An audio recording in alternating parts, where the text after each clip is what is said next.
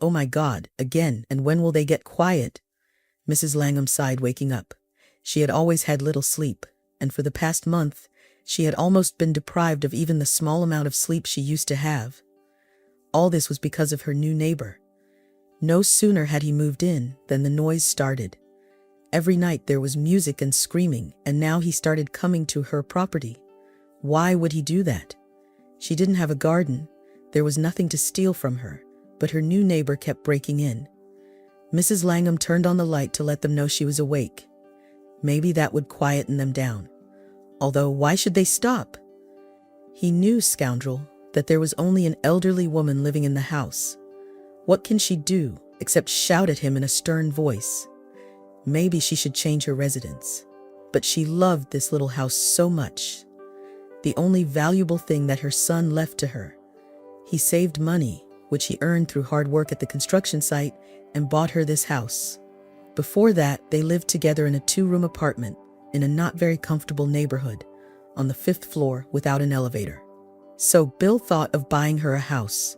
He knew that his mother always wanted to live closer to nature, to grow flowers, maybe some greenery and berries, and he chose a beautiful, cozy house in a large, well-maintained village of urban type. It was a quiet, peaceful place. Her neighbors were all great people. The house was small but cozy. In one word, there was everything for a happy and joyful life. Unfortunately, that joy disappeared from Mrs. Langham's life, together with Bill, her only son. It was a car accident on a slippery road. Bill, the driver of the cab that took him and the perpetrator of the accident, died in that horrible accident. 8 years have passed since then. Mrs. Langham was happy in the new house for 6 months only, and then there was no time for joy. Now she got used to living with her misfortune, quietly and privately. But a month ago, her solitude ended. Her neighbors, a very elderly couple, died one after another. Their children did not want to live in the country. It's not the young people's style. They had work and business in the city, so they sold their parents' house. But the new owners didn't live there. They just rented it out to a young guy. Or maybe it was their relative. Nobody ever figured it out. And so the young man started living life to the fullest and to poison the lives of everyone around him. First of all, to Mrs. Langham, his nearest neighbor. At first, he seemed like a decent guy. He visited Mrs. Langham. "Hello, I'm Roger, your new neighbor." At that very first time, Mrs. Langham noticed that he didn't look at her. He was looking around the yard with his eyes, almost sniffing everything. "Oh, what a beautiful flower bed you have. Would you mind giving me some flowers to sprout?" It was clear to Mrs. Langham that he was not a gardener at all, but it seemed uncomfortable to push him away. So she talked to him nicely, introduced herself, and promised to help. Meanwhile, he was so polite and obliging. "By the way, if you need help, feel free to contact me. Maybe you need something dug or repaired. I'm always happy to help." But it did not hide from Mrs. Langham that at these words, the neighbor's eyes ran strangely like the eyes of a thief at the fair. God forbid such helpers, Mrs. Langham immediately thought to herself. And then problems began from which she didn't know how to save herself. She could even get used to the rumbling and noise that was constantly coming from his plot. But why did he keep prowling around her property with his guests or friends? Did he really think that after a simple acquaintance, he was his own man in her house and yard? It would be fine if he just came by to say hello and chat a little. But no, he hung around the garden without her permission. He trampled her flowers. Moreover, one day she caught him digging near the foundation of her house. What was he looking for? Mrs. Langham asked him every time what he was doing on her property and got all sorts of excuses. "I just came in because your flower bed is overgrown with weeds. I got it weeded a little and now it looks just perfect." Or another answer was, "Dear Mrs. Langham, I'm just checking the foundation of your house to see if it's good. Mine has started to deteriorate a little bit and there's no one to help you. So I thought I'd do it as a fuina. After your corrections, I don't want the house to collapse, and I don't want you touching my flower beds anymore. I'm sorry, but you didn't pull weeds. You pulled flowers. I'm sorry, but I wanted to help, and you?" Roger always answered as if he were upset to the core. Mrs. Langham had already tried in every possible way to establish relations with him. She knew how to communicate with young people because she had been a teacher for many years. But in the case of Roger, all words were in vain. Oh, if Billy were alive, he'd quickly put things in order. And if I had known that he would be gone, I would never have gone to live here in this village. I would have stayed in the city. Back then, when her son only started talking about buying a house, Mrs. Langham tried to talk him out of it. "Sonny, it's not a good idea. The house costs a lot of money. And by the way, I have a place to live." "Of course you have a place, but it's absolutely not something you can dream of." "What kind of apartment is this? Think about it. Aren't you tired of climbing up to the 5th floor several times a day? Imagine what it would be like in the country. Open the door, get out and walk at your leisure. Not along the apartment building, but in your own backyard. Clean, beautiful, with flowers everywhere and a green hedge. Mum, isn't that heaven on earth?" Bill described it so well that Mrs. Langham herself caught fire with the idea. Indeed, why not live in her own house? And when Bill showed her a picture of the house, she could not refuse. Though of course she resisted until the end. "Oh, Billy, you should not buy this house. You should think about yourself. It's time you got married and had children of your own. What are you dragging on? Please tell me." "I'm not dragging on anything. I'll get it done. Don't worry, everything has time. I'll do it, but a little later. And we'll visit you on vacation and send your grandchildren on vacations." "You'll be sorry you asked me to," laughed Bill. "But when? It's better to be a young father. Think about it. Was it easy for us to be late parents? You'd have been better off if your father and I were younger. And by the way, it's easier to be a young grandmother too." "You better not say such words," replied Bill sternly. "For me, you're the best parents in the world, and I'm sure you'll be the best grandmother." Yes, Bill was a late child. Mrs. Langham and her husband were already in their 40s when he was born. They say late children are early orphans. Happy are those parents who go away before their children. Mrs. Langham's husband was lucky. A heart attack took him a few years ago before the death of their son. He didn't learn about this grief or learn it afterwards. Having met him where, as they say, everyone meets. And now those darned neighbors had to wake her up, as if on purpose, so that she should stay awake and torture herself with these sad thoughts again. Mrs. Langham got up, got dressed, and went to the kitchen. She had to make herself something for breakfast. Actually, she intended to get up early anyway, but not at 4 in the morning. But okay, by the time she's ready, dressed and cleaned up, it'll be time. She was going to visit her son's grave today, the anniversary of his death. Before leaving the house, Mrs. Langham checked to make sure she had everything. A broom, a rake, watering can, rags, and candy. Well, everything seemed to be with her. The elderly woman didn't go to the bus stop, but decided to walk. It's only 3 kilometers. She won't get tired. The weather was good. It was the Indian autumn. A walk in the morning coolness was nice. What was the point of jostling in the bus? The cemetery was almost empty. The elderly woman went to the grave and ran her hand over the cold gravestone. "Hello, Sonny. Here I am again, 9th year without you." She looked around. There was nothing to clean up, but for the sake of order, she wiped the monument, plucked some blades of grass, swept the fallen leaves, and wiped the bench. She sat down to talk to her son. She was used to telling him everything. "Yes, Billy, that's how I live alone. I've gotten used to it. And everything would be fine, except there's this new neighbor."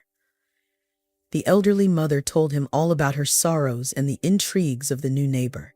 But finally, it was time to say goodbye. "Forgive me, my son, for complaining. But who else can I tell about my troubles? You are my hope and my support. Only you can't stand up for me now. But the fact that I had you as a good son makes me feel better. I'm going home. Don't miss me. I love you." Mrs. Langham touched the gravestone as a farewell and left the cemetery. Again, she decided to walk, hoping to get tired and fall asleep quickly. The road went through the center of the village. She decided to go to the supermarket to buy some groceries so that she wouldn't have to walk later. In her part of the village, the grocery store was small, and there was nothing to buy but bread. When Mrs. Langham came to the supermarket, she stopped in surprise. At the entrance, there was a girl, about 7 years old, with a cardboard box in her hands. She was obviously collecting money. A beggar child in their village? It simply couldn't have been. In the big city, Mrs. Langham saw children and adults begging for alms, but never in the village. The elderly woman came closer and read the inscription on the box. "For the operation of my mum, help, please." The girl looked pretty decent. She was clean, though not richly dressed, groomed and clearly uncomfortable, asking for help. The girl was shy, standing without raising her eyes. "What's the matter with your mother?" Mrs. Langham couldn't help but ask, as she walked up to the little girl. "I don't know. She has some kind of serious illness. The doctor said she needs an operation, but we don't have the money." The sad voice of that little girl made Mrs. Langham's heart sink. "Do you have any relatives?" she asked. "We don't have any, and I don't have a daddy," sighed the girl as she raised her big blue eyes to the elderly woman. There was such great sorrow in them. Mrs. Langham had seen such an expression only in the mirror after she had lost her only son. The woman took all the cash out of her purse and put it in a box with only a few coins in it. "Thank you," the girl said, and her face lit up with a shy smile. Suddenly, Mrs. Langham froze, because she saw an unusual hairpin in the little girl's hair. Did she know this thing? You bet. Such hairpins had been used by her grandmother, then by her mother. Then it was passed down to Mrs. Langham herself. A family antique, perhaps of no material value, but dear as a memory. Mrs. Langham's mother gave it to her, but she cut off her skinny braid when she was a child. Since then, Mrs. Langham's had a short haircut. Once, Bill saw it on his mother's dressing table and asked, "And why do you need that hairpin?" "You don't use it." "It's not just a hairpin," answered Mrs. Langham with a slight offense. "It's an old thing which belonged to my grandmother. My mum wore it, but I don't have braids or daughters. Take it for yourself and give it to your sweetheart when you have one. Maybe you'll have a daughter later, and it won't go to waste." Bill took it, but had he given it to anyone? After all, he wasn't married. Nevertheless, Mrs. Langham never saw her hairpin again after his death. "Girl, where did you get this thing?" Mrs. Langham asked, touching the jewelry. "It's a very beautiful and unusual hairpin. My mother gave it to me. She said it was an antique." "I see. Could you introduce me to your mom? Maybe I can help her in some way," Mrs. Langham asked, curious as to where that woman had gotten one-of-a-kind hairpin. "Really? Can you?" The blue eyes lit up with hope, and they made Mrs. Langham uncomfortable. Could she really help this girl and her seriously ill mother? Of course not. She just wanted to know about the hairpin and how this strange woman was related to her dead son. Although who knows, maybe there's something she can do for them. Even if the woman just found a hairpin on the street and never met Bill. "I don't know, sweetie, but I'd really like to help. And maybe your mum and I can figure out some way. Mummy's always at home. She never comes out. If you want to meet her, come to our house. We don't live very far away." It wasn't a very long way for the quick little feet. Mrs. Langham, who was used to long walks and had already traveled a long way in the morning, found it more difficult. She was tired and out of breath. But on the way, she learned that the little girl's name was Katie, and her mother's name was Amanda.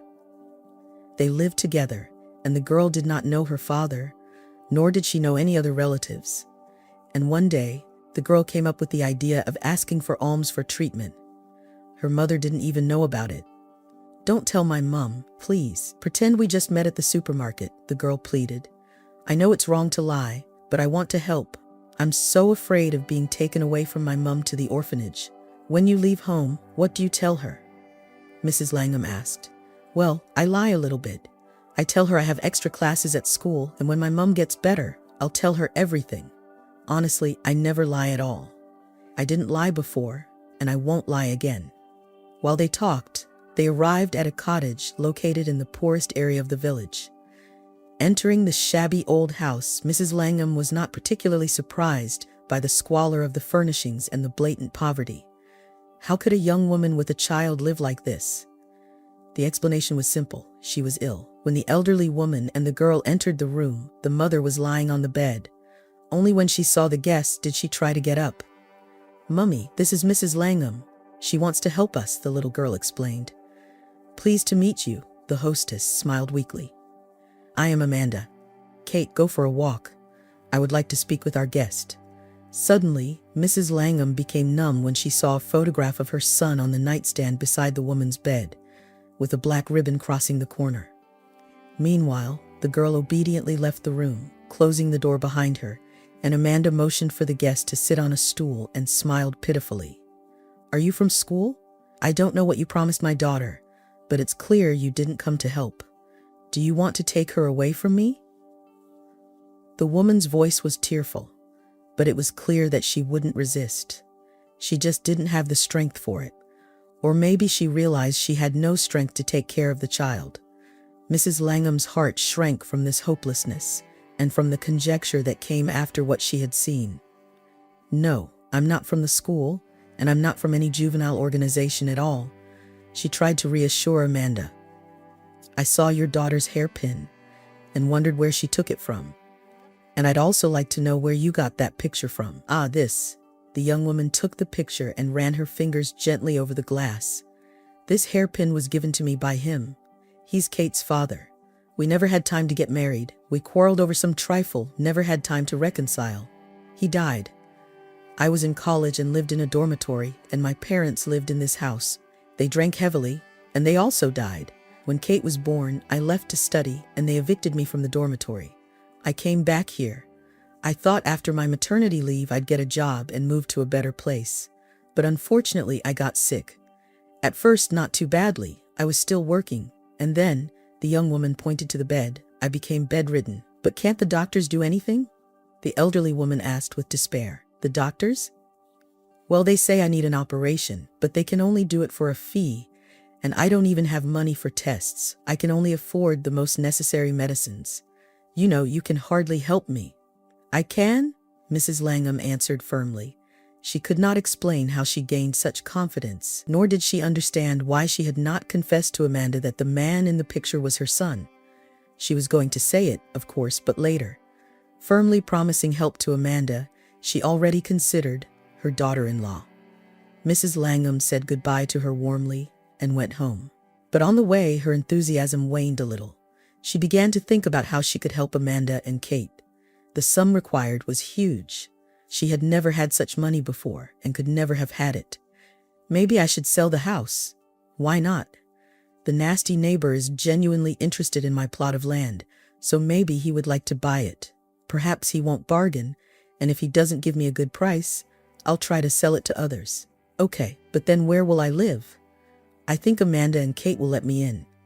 For Bill's sake, I have to do it. It's his daughter." I immediately felt as if the girl was not a stranger to me, thought the elderly woman, tiredly going home. She reached her house, entered her yard, and gasped. The scantily neighbor, taking advantage of the mistress's absence, had heartily walked in her yard. There was garbage and empty bottles everywhere. The flower bed, which Mrs. Langham had lovingly tended, was all torn up. "Oh no," the elderly woman almost tearfully exclaimed. "Yes, that's the answer. He won't let me live here in peace anymore. I'll have to sell it, but not to him. I'll sell it to other people. I'll sell it to a strong man, the kind that will put this scoundrel in their place." Having made that decision, Mrs. Langham went to the neighbor to ask him what was going on. "Tell me, Roger, what do you need on my plot? Why are you digging there and constantly littering?" she asked sternly. "Hey, Granny, you've already pestered me with your accusing. Am I the only one who lives in the settlement? Who told you that I was digging in your yard? I have nothing to do with that. While you were walking around all day, anyone could have walked in here. Why are you bothering me with your complaints?" "I can see it's useless. I thought you had some conscience left, but you don't. So I'll go to the police and report you," Mrs. Langham promised him sternly, but inside she wanted to cry. And she did go to the police station, but she realized that it would probably be of no use. First, the neighbor had not done any significant damage to her. And second, she had no evidence that he was making noise at night and climbing onto her property during the day. The fact that it never happened before he moved in was not an argument. What about putting video cameras to monitor and record? Unfortunately, she had no idea how to do that, and it's probably not cheap either, especially since now on, she was going to save every penny. And the main thing was that even if she proved that Roger was messing around, so what? The policeman would talk to him, that's all, and the neighbor would do something worse the next day out of spite. Despite all this thinking, Mrs. Langham went to the police because she had no more strength to endure. Maybe he knew someone who could help her start the sale of the house. She wasn't alone in this either. The police reacted as Mrs. Langham had feared. The elderly woman tried to approach them with determination and indignation. She knew her rights. The young officer on duty, who apparently remembered his school days yet accepted to her mentor tone, got quiet and did not tell Mrs. Langham that she had come with insignificant complaint. Instead, he directed her to a relevant police officer. "Are you joking? We're dealing with serious matters here, and you're talking about some flowers and bottles." Mrs. Langham, maintaining her teacher tone, responded, "All right, but if I climb into your plot now, trample everything, and throw garbage on it, is that not serious business either? I'm talking about malicious hooliganism, about not giving me a peaceful life. Understand, for you it's nothing, but what should I do? I can't fight with a young boy." The older policeman replied, "Do you want me to come over there and rub his ears? Or maybe you want to have a guard posted at your house? By law, we can't even fine him because we have no proof. Okay, I'll come to him and say, 'Why are you making noise? Why are you disturbing your elderly neighbor?' And he will answer that it's you yourself who organized the disorder, and it will be just your word against his. Oh, it's even strange that I have to explain all this to you instead of dealing with serious crimes." However, Mrs. Langham didn't give up and insisted, "But what about my statement? Can I, an old woman, be ignored? No, I'll write a statement. You may not investigate it, just write on it that you work only for young and healthy, useful members of the society, and I fulfilled my functions, and now I should live without police protection. And with this, I'll go to higher authorities." "For God's sake, you can go even to the UN," said the policeman angrily. "Just don't forget to enclose the statement of witnesses, which you don't have now. Nobody tells you to live without police protection. But do you know how many people like you come to us? This one's had his chicken stolen. That one's had his apple plucked. If we deal with these issues, who will fight the real criminals?" Mrs. Langham realized that the conversation was turning into a scandal, but she didn't know what else to do. She felt powerless and didn't know how to reach the man who could help her. Should she leave? No way. If she left now, she wouldn't be able to solve her problem or help Amanda. She had to do something. Therefore, she took a piece of paper and began to write a statement. Suddenly, the door opened abruptly, and someone entered the office, asking in a commanding tone, "Beggar, how long will I have to wait for a document on the McCaffreys?" "I'm sorry, Mr. Houston, but I have here the crime of the century. Someone has trampled the flowers in this elderly woman's yard," replied the investigator venomously. Mrs. Langham turned around and recognized the entrant. In a stern teacher's tone, she said, smiling, "You, Charles Halston, must knock and ask permission if you interrupt the conversation between two people." She was surprised by how easily the words came out. Charles was also surprised and confused. "Nice to see you, Mrs. Langham. I'm sorry I didn't recognize you at first. No wonder your subordinates talk to people so impolitely," said Mrs. Langham. Fortunately for the elderly woman, the chief of the police station was her former student, Charles Halston. He got into her class as a 10-year-old boy, and by that age was considered a hooligan and a complete loser. His previous teacher wouldn't do anything about him. She thought that he was retarded. She was ready to send him to a special school for such kids. And she would have sent him if his parents hadn't stood up for their own son. However, he would hardly have been able to finish his studies if he hadn't gotten into Mrs. Langham's class. She immediately realized that Charles was not mentally disabled at all, and the main problem was an attention deficit. His parents thought that if he was well fed and dressed appropriately for the season, everything was fine.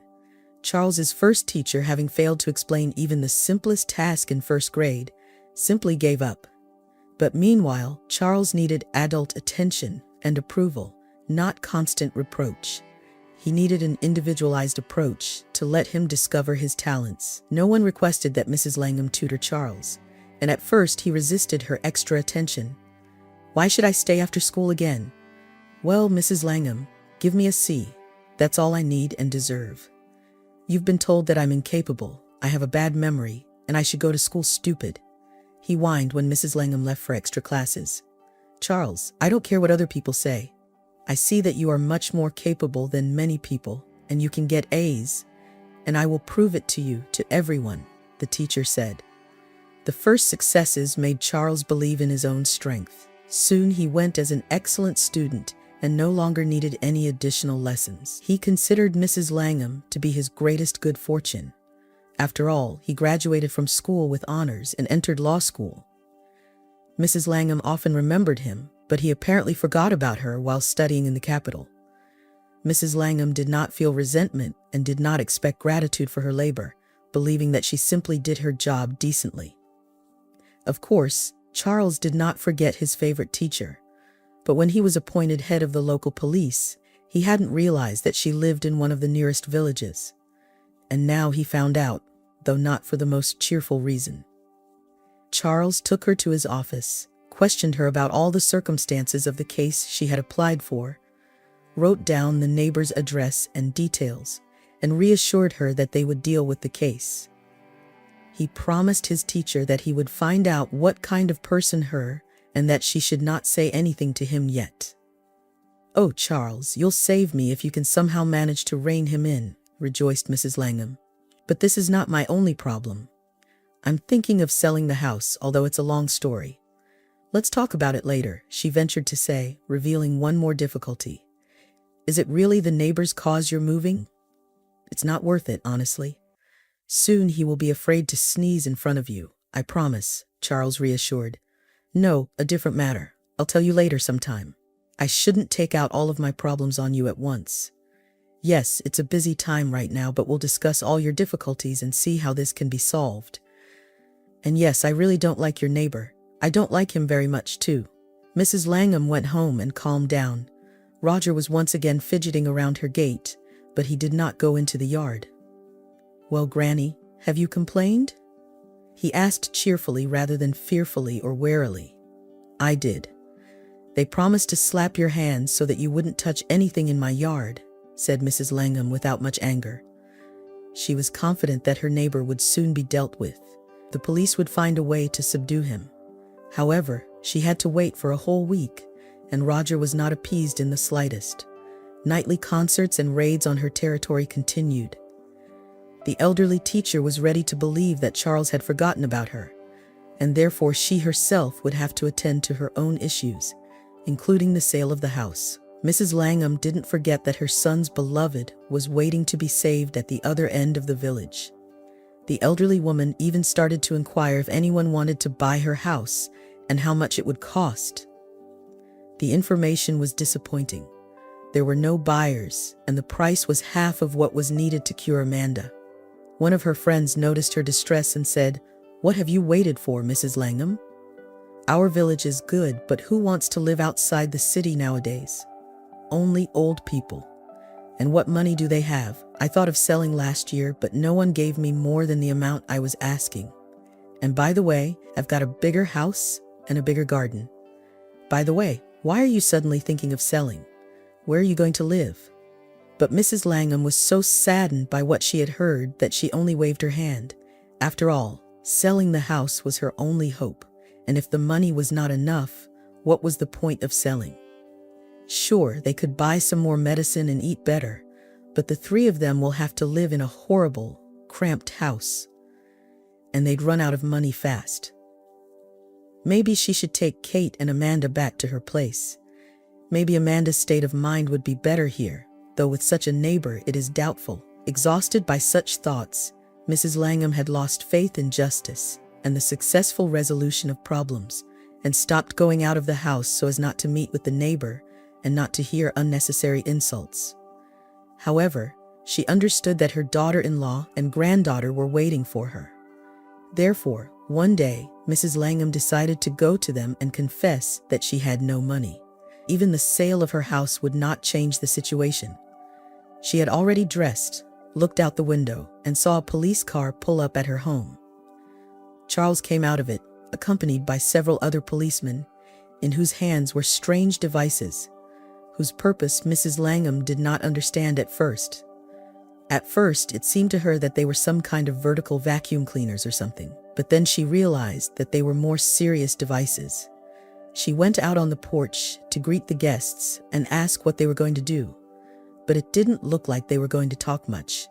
They just said hello in a businesslike manner and got down to business. By this time, Mrs. Langham had already realized that these tools were metal detectors and was frightened. Were they really going to look for something dangerous in her yard? "Charles, what's going on?" she asked quietly, approaching her former student. "Is there something dangerous here?" "Don't worry, you are in no danger," he replied. "We'll find out everything soon." Meanwhile, his companions carefully examined Mrs. Langham's plot, meter by meter. At last, one of them said softly, "There's something." A chill crawled down the elderly woman's back. What had they found there? Did Roger have a terrible time burying something? "Oh, Charles, what is it?" she asked pitifully. "Well, Mrs. Langham, I never thought you were such a little coward." Charles smiled encouragingly at her. Meanwhile, his subordinates took out small shovels from the car and began to dig the ground skillfully. "They're going to dig holes." "I'm really getting angry." Mrs. Langham's fright was replaced by annoyance. "One is hiding, others are looking for it and digging, and then I'll have to put everything in order." The digging was not very deep, less than a meter. Soon the policeman pulled out of the ground a small but strong heavy metal box, something like a cabinet safe. Charles winked at his teacher. "Well, shall we perform the opening of the magic box now?" He picked up a tool and soon deftly opened the box. Those who looked inside whistled. There were bundles of money carefully packed in plastic wrap and a bag of gold and silver jewelry. Mrs. Langham, who had expected a moment of relief that nothing terrible had happened, was surprised. "And what is it? What does it all mean?" "It's a hiding place. Your house used to belong to a criminal mastermind who was arrested and sentenced to 25 years. He must have kept A4 when he got out. The house was confiscated and put up for sale and nobody knew about the treasure. But your neighbor must have found out, so that's why he's been raiding your garden. How did he find out and why only now?" Mrs. Langham couldn't understand. This criminal boss was his father. When the man was imprisoned, Roger was 12 years old. The boy knew nothing about his father's occupation because, many years ago, his mother decided to keep her son away from his father. Therefore, he and his mother lived separately. But when the woman found out that her lover had been imprisoned, she felt pity for him and started writing letters and sending parcels. And apparently, she told her son the truth about his father and took him on a date with her. Then, probably, his father told Roger about the house and the hidden treasure.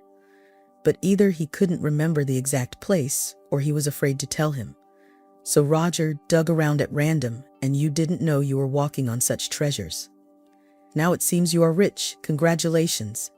The elderly woman transferred her gaze from the warehouse to Charles, as if not believing her eyes or ears. She couldn't understand what she had to do with this money, undoubtedly obtained in an unjust way. What's it got to do with me? It's not mine. Yes, but it was on your property, which your son bought, which means everything on the property is yours too. The house is yours, that bench over there is yours, the shed too. Everything that comes out of the ground, the flowers, the vegetables, and the treasures are yours. But the money is obviously stolen from someone, especially the gold. Maybe the bandit killed someone for it. How can I use such money? Who knows, maybe someone's blood is on it. Mrs. Langham even shuddered imagining it. No, this money is not involved in anything like that, though you can't call it honestly earned. No one has a claim on it. And by the way, that bandit died a couple of months ago, so you think I can take this money and live peacefully, right? But his son, his wife, he could have left everything to them. The elderly teacher kept hesitating. If he had wanted to, he would have left them. But in fact, he wouldn't have thought of his wife and son if the poor woman had not begun to worry about him herself when he was imprisoned. "I don't understand you, Mrs. Langham. Instead of rejoicing, you spoke of material difficulties. You were going to sell the house, and now you're ready to give everything away for nothing." Mrs. Langham paused for a moment and thought this money could have solved the problems that has been bothering her so much. She could have paid for Amanda's operation and given her son's favorite woman a chance to live and raise her daughter in a decent way. Kate would never have to beg for alms again. They could move out of their shabby hut and into a proper house. But what if that money had blood on it? Because if people were killed for it, it wouldn't bring happiness. And by the way, that woman, who did not want to live with a bandit, but did not abandon him, convicted, sick and lonely, surely needs it too. My God, how many unhappy people there are in the world. And Roger, it wasn't out of his personal animosity that he did all this mess to her. He just wanted to find his father's treasure. He probably needs money too.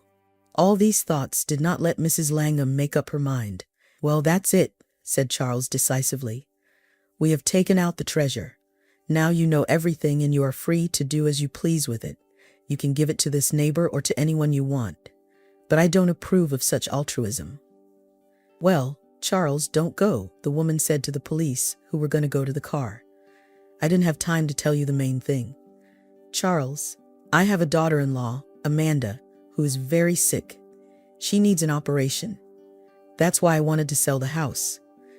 She has a daughter, she's 8 years old, and they live in a shabby hut. The house is about to collapse, so I can't seem to give up the money. Then you shouldn't. If not for the operation, they could need money for other vital needs. You yourself say they have nowhere to live. After counting the reward for the find, it turned out that there was enough money not only for the operation but also for much more. Mrs. Langham went to the bank, put the money in her account, got a bank card, and went to Amanda with it. Both mother and daughter were at home. Kate rushed to meet Mrs. Langham. "Oh, you've come. We weren't expecting you, my darling." Mrs. Langham hugged her and then looked at Amanda. "I didn't come early only because the case was very complicated. I was ashamed. I thought I had deceived you, but I was lucky. Here it is, the money." The three of them cried tears of joy when they found out that Amanda would be able to have the operation. "But why? Tell me, why are you ready to give me such money?" "Because I can hardly pay you back quickly, even after having a job," sobbed Amanda. "Why? Do you know who he is?" Mrs. Langham pointed to a portrait on the nightstand. "That's my son, Billy. So it turns out you are my daughter-in-law and Kate is my granddaughter." "Really?" Amanda marveled and Kate froze with her mouth open, unable to say anything. "Yes, it is true. I don't know why he didn't tell me anything about you. He only hinted that perhaps my dream of having grandchildren would soon come true, but nothing concrete. And he died so suddenly. I couldn't get over it for a year. I just suffered. And then I tried to remember all the pieces of conversations about his love, but I didn't. I wish he'd come to me and tell me everything. Would I have left you? But never mind about it. The main thing is that it was fate itself that brought us together, or Bill himself. After all, I saw Kate that day when I was returning from the cemetery, so I now have not only a mother, but also a grandmother," said the little girl at last. "And you won't put me in an orphanage while Mommy is in the hospital, will you? It's not good for you to live in this wreck. My house is much better." "It'll be much nicer at my place," offered Mrs. Langham. "Wow, I've always wanted to live here with my mum," exclaimed Kate, jumping up and down. Meanwhile, Amanda quietly cried with mixed emotions. Perhaps she was lamenting the life that could have been. Had it not been for the tragedy, she could have lived with Billy. Mrs. Langham left alone that day, giving Amanda and Kate time to pack. She also realized it would be difficult for Amanda to get there on her own, so she would have to call a cab. As the elderly woman approached the house, she saw her neighbor again. Roger seemed less cheerful this time. He saw the policeman who had arrived at Mrs. Langham's house that morning and was frightened. He preferred to leave without waiting for unpleasant visits. That's why he didn't see what was going on in her yard. "Well, did your protectors come? What's wrong with you? Why did you snitch? Why have I done wrong?" he grumbled as she walked by. "Roger, you know why you were snooping around in my yard," Mrs. Langham explained warily. She did not want to talk to him in private, but she decided that he would not do anything on the street. And it wasn't that scary anymore. The money was in her bank account, and Amanda could spend them on her operation. "Do you know? But how? And now what?" the guy asked, confused by his neighbor's words. "Nothing. The police with special equipment came. They found everything," she said. Found? Oh no, what am I supposed to do now? He exclaimed, tears welling up in his eyes. He had been really counting on that money. Oh, stop being so desperate. Tell me, what did you need the money for? To drink more? Get rowdy and keep people bothered with your noise? What do you know about me? Only that I've been snooping around. But now you understand why. You probably think everyone is a bandit, a scoundrel, and you're the only good one. But now you're going to pocket other people's money and sit on it. And you don't want to know about the fact that my mother spent her whole life raising me and my 2 little sisters without a penny to her name. My father only remembered about me before he died. Maybe he wanted to atone for his sin. However, he couldn't even do that. He forgot where he buried his money. I knew that if you found out, we'd get nothing. Roger, calm down, the elderly teacher said, seeing that the guy was getting really hysterical. I'm not going to pocket anything.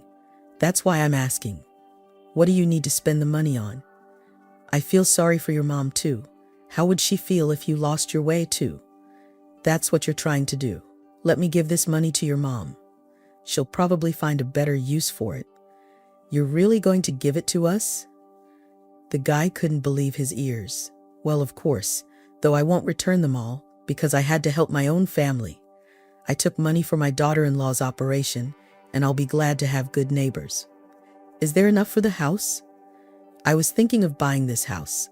I'm renting for my mom and sisters, and don't think I'm going to live here and be a bully. I'm not like that. I'm going to live in the city and work there, and my mom doesn't give you any trouble. My sisters are good twins too. They're 13. We'll bring your mom here. I'll give her everything. The next day, Roger's mother arrived. Having received a portion of the money from Mrs. Langham, she cried, "Well, I finally waited for help from the man I loved. And not from him, but from you. You could have given nothing. I didn't count on that money. Roger told me that you took part for your daughter-in-law. I hope they help her. And this money, no matter how it was obtained, will still be cleansed by our good deeds. Otherwise, I would not have dared to take it." Apparently, the money became clean, and it did bring benefits as a result. Amanda had surgery at a good clinic and was on the mend quickly. I simply have no right to be sick now. I have to live for you and Kate, she told to Mrs. Langham, who already felt happy. Now she was in touch with her own granddaughter, helping her with homework, reading books, and walking with her. The elderly woman remembered the days of her youth and again felt needed. The neighboring house was indeed bought by Roger's mother, and she soon moved there with her daughters. The family turned out to be wonderful, and Roger himself, coming for the weekend, also behaved perfectly. He helped his family and Mrs. Langham, trying to make amends for the past outrage, and men's help was not superfluous. It was decided to make an annex to the house because now 3 people lived there, and Mrs. Langham thought that the family could still increase. There were reasons to think so. Amanda, having been discharged from the hospital, came to Mrs. Langham, and soon the chief of the police department became a frequent guest in their house. Yes, at first Charles came by on business, helping with the paperwork and construction. "Oh, not for nothing, such attention," smiled his former teacher. "No, Amanda, I do not mind. You're young. Just don't go away. Don't leave me. There's enough room for everyone, isn't that right?" And it was really so. Not 2 years later, Amanda and Charles got married, and soon Kate had a little brother.